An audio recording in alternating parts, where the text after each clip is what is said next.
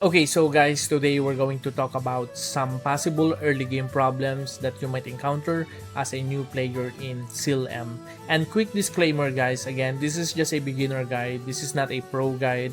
Basically, these are just my personal encounters that actually slowed me down while playing. So if you're also new, this might save you some time. Alright, so let's start. So first problem guys is I was actually looking for HP and mana potion.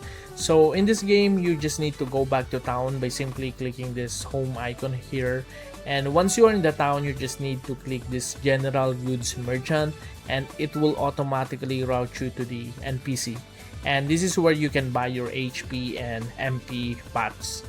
And since we're already talking about potions, let me show you something important related to this. So here in your settings and here in your combat settings, you can actually configure auto use of potions. So just adjust the percentage based on your current HP and MP. So don't just leave this random, play around with it so you're not wasting pots or dying unnecessarily. Okay, so guys, the second problem is actually related to your questing, specifically in the request board, because sometimes you will accept a quest and then suddenly you will notice there's no auto feature, like no auto move, nothing guys. So if you're new, that can be sometimes confusing. Now, I already explained the overall mechanics of the request board in my previous video, but here I want to focus more on the specific type of quest that might confuse beginners, especially the ones that don't automatically navigate for you, because these are the moments where you might think, wait, what do I do now?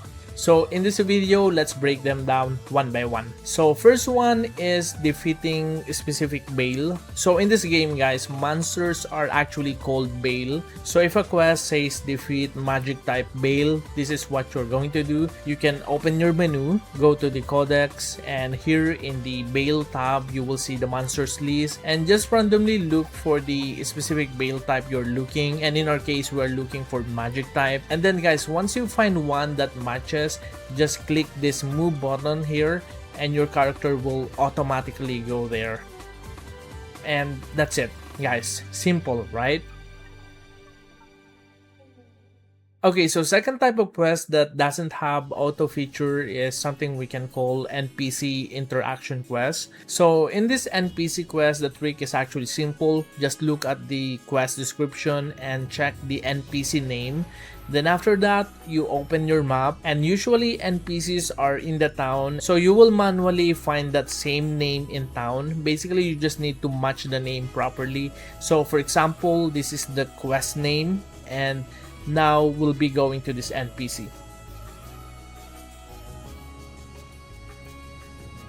And that's it guys, very simple, right? Okay, so guys, another quest is crafting HP potions, and again in this game it doesn't bring you to that feature automatically. So at first this actually confused me. So if the quest asks you to craft HP, this is what you're going to do. You just need to go to the general shop first, buy the base potion, basically the cheapest one, and then after that you can click this craft button here and your character will automatically go to that NPC that craft almost everything. And inside this crafting table menu here in this tab, you will see higher tier potions that can be crafted. So with the potions we just bought earlier, we can craft it here, like the higher level of that potion. So that's it guys, and it's actually simple too, right?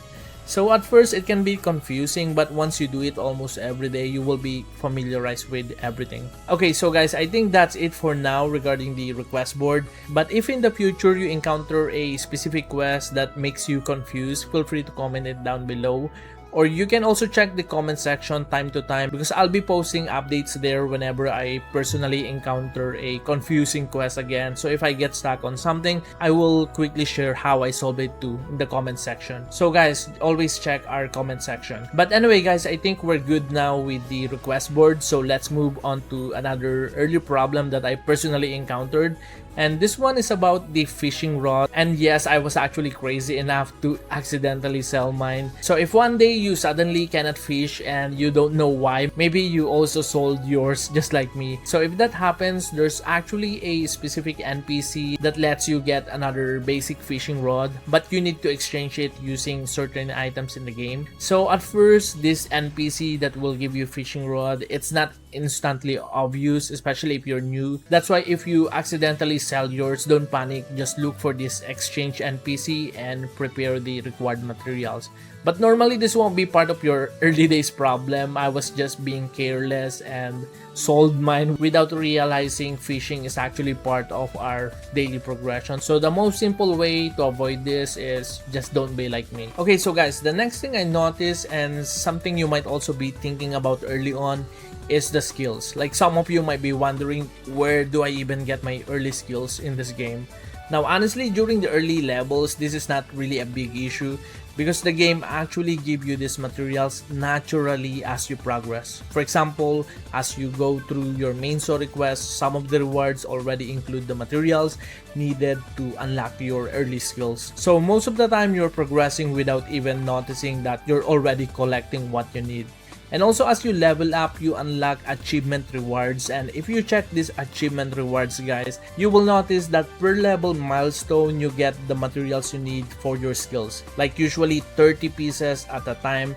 That's actually a lot for early days, so I kind of believe that this will be your early main source for unlocking your early days skill. So in short, during early game you really don't need to stress about this one. Just be aware that most of the materials you need will come from your main story progress and your achievement rewards. And if you notice, the game actually keeps reminding you when you have the unclaimed achievement rewards. There's always this kind of message up here to remind you. So obviously this is not just for design, it's because the rewards from achievements are actually really good, especially in early game. So don't ignore this, always claim your rewards here. Now the fifth one that I want to talk about is more about the overall gameplay loop. So at the beginning, Xiendong can feel overwhelming because the game keeps introducing new system as you level up. Like there are dungeons, there are crafting, skills, pet dispatch, fishing. It feels like a lot. But if we simplify everything, the early game loop is actually very connected.